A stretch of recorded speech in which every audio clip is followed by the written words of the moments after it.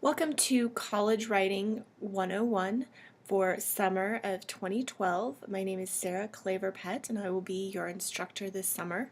I'm going to go over some of the tools that you have and some of the things that I want you to get acquainted with in these first couple days of the class. So the first things that you'll want to explore are all of these boxes listed here across the top. Down below is a brief overview of what you will complete in each unit. The course is divided into 4 units and we have an 8-week semester, so you'll have 2 weeks to complete the assignments in each unit. So you'll work through things slightly faster than you would during the fall or spring semester, which you would have more weeks, so you'd have more time. So we'll work through the same material just in a slightly more compact timeline.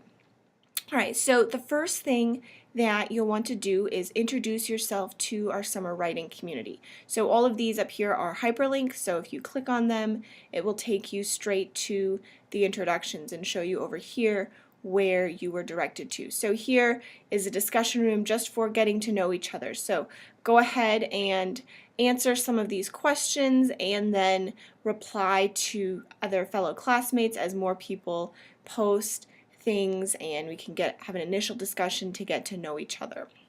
Alright, so we come back here to the course home then. Your next things here are to meet your instructor and visit the virtual office. So here you can click here and get to know a little bit about me, and then in the virtual office this is a place that you can use the same way you would use a physical office on campus. So if you have general course questions, assignment questions, general things about writing you want to talk about. A couple notes that the virtual office is public, so anything you post there everyone can see. If you have a private question for me, you can use the course email tool to send private messages. And I will be checking both the virtual office and my email regularly. I will also have regularly scheduled virtual office hours where I will be logged into the course and we can use the course live features to communicate both orally, and there is a drawing and comment board in that tool that we can use. I will also over the course of the summer have a few scheduled live office hours where you could come physically onto campus and meet with me in person if you would like to. Again, I will schedule those in the announcements up here, and then you can sign up for times or just show up to those live sessions. The next thing I want you to look at is the course syllabus and course calendar. So here the syllabus, again it's going to link you to the syllabus, which you could also get to by clicking right here. Here the syllabus is an agreement between you and between me. So it tells you what you can expect to accomplish through the semester, what you can expect me to help you do, what I can expect you to work towards. Right? So the course description and objectives, your goals for the course. This course fulfills general education requirements, so there are the description and objectives for the general education classes.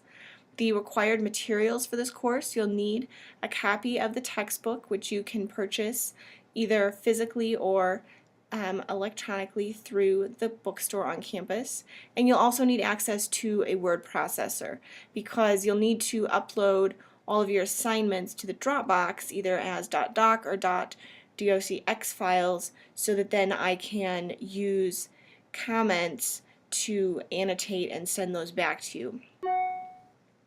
The course assessment. Here you can read through and see all of the different types of assignments you'll be completing, how they are weighted, and then brief summary descriptions of each of those different types of assignments. Next, we've got some best practices in an online class. Please read through those, as well as class policies, and then the general college policies about dropping a class, etc. So it again is your job to read all of that information and be familiar with it.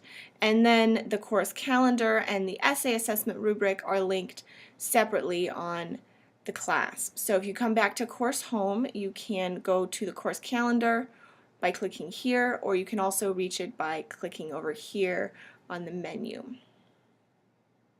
The course calendar I have uploaded as a PDF document, so you could save it, you can print it off, you can zoom in on it, you could take it directly into full screen mode. So on this first unit, I have added some additional notes. What we've got here up at the top are the Unit 1 assignments. So these are all of the assignments that you'll work through in Unit 1. If I expand this right here and then click back to the course calendar, can see that all of these correspond to all of these. Now, you won't work through them in an exactly linear process, which means that you won't do all of these and then all of these and then this and then this and then this. Rather, similar to the way we would in a classroom, you will work forwards and backwards through these. So you'll start working on some of the skills assignments as you begin working on the various pieces of the essay assignment.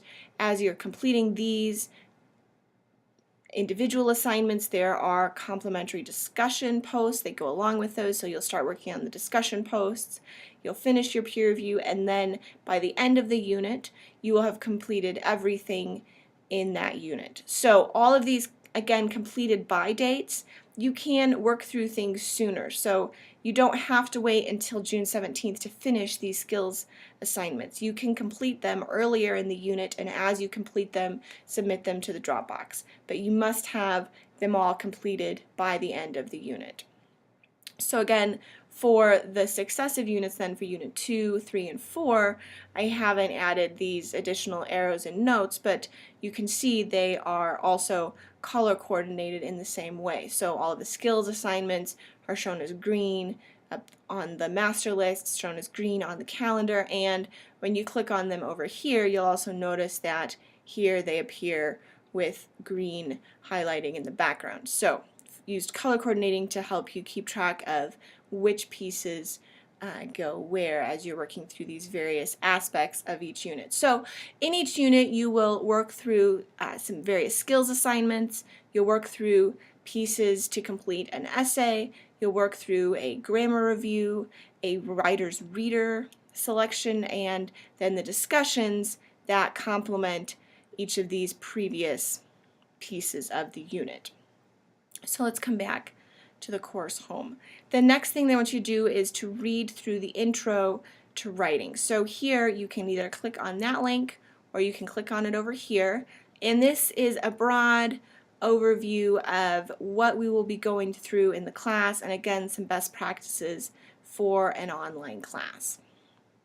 All right, so once you work through all of those initial pieces, then you can scroll over on this page, or if you are using a desktop you might see it all at once, or if you are on a laptop browser you can use scrolling out on your laptop browser so that you can see everything all at once. So once you have completed these initial steps, then you'll want to take the Yes I Read It syllabus quiz and the student tutorial quiz. Both of these assessments show that you have begun to become familiar with the course platform and you're beginning to feel comfortable navigating through the course itself. So I've noted here to complete these by June 5th. You note that the class starts on the 4th, so within the first 2 days you want to have read all of those things so that you can jump right in with working on the assignments for Unit 1. Right? Especially Unit 1 might feel like it's going very quickly and might feel slightly overwhelming at first until you get into the workflow and figure out your own scheduling and process. One of the things that I've noted under the intro is that since this is a fully online course, you'll need to budget both the hours you would have spent in a physical classroom and the hours you would have spent outside of the classroom working on homework. So you may want to give yourself 6 to 9 hours a week to work on the course. Now, as you work through the first couple weeks and you kind of figure out your own pacing and how quickly you're moving through both the readings and the assignments, you may need to adjust that down. You may not need that many hours, but it's good for the first week at least to budget yourself that much time, so that way you've got plenty of time to work through the class without trying to feel rushed, overwhelmed, and trying to do everything within just a couple hours, because you will need to spend more than just a couple hours a week working on this. You may not end up needing to spend 9 hours a week, but you will need to spend more than 2. So you'll be able to work out your individual workflow as you go along, but take that into account as you're budgeting your job schedules and everything else that you may be working on this summer. So I'm excited to work with you. Let me know if you have any questions as you're getting started or as we're going along. My goal is to be very accessible to you and to help facilitate you working through the class this summer.